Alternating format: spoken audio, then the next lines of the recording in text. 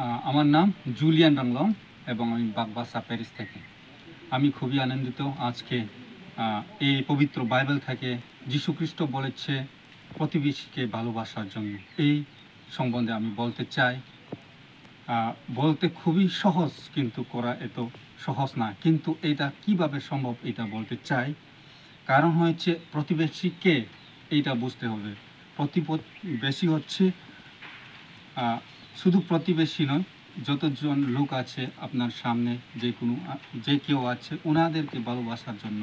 কেননা প্রভু যীশু উনি ভালোবাসার সম্বন্ধে এই বলেছেন, এই সম্ভব হয়েছে শুধু ভালোবাসার মাধ্যমে।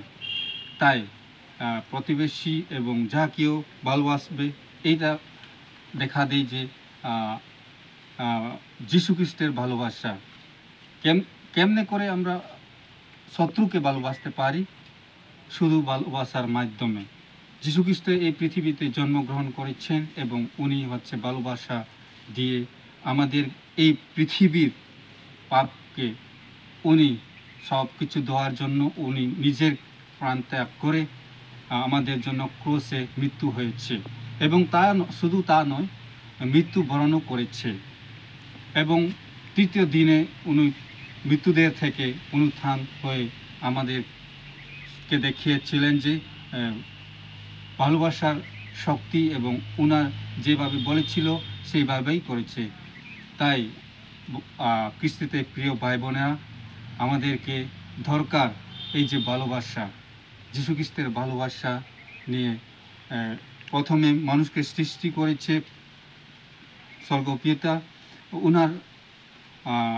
ওনার চেহারার মাধ্যমে, তার সেম ইমেজ পৃথিবীকে মানুষকে সৃষ্টি করেছে। সেইভাবে আমাদেরকে ভালোবাসা দেখানোর সূত্র হলো যীশু খ্রিস্ট। যখন আমরা ভালোবাসি, যে কেউ আমরা ভালোবাসতে পারি। কারণ হচ্ছে ওনার চেহারা মতো ওনাকে ভেবে আমরা যখন যে কেউ ভাই বা বোন বা প্রতিবেশী, তাকে যিশুর মতন যখন দেখি, তাকে ভালোবাসতে পারি, আমাদের শত্রুকেও ভালোবাসতে পারি। কেননা যারা যীশু খ্রিস্ট লাস্টে যে ক্রুশে প্রাণ হারানোর আগে এই কথা বলেছিল যে সিপাহীরাকে বলেছে যে স্বর্গপিতা, তারা কি করেছে তারা জানে না, ক্ষমা করো।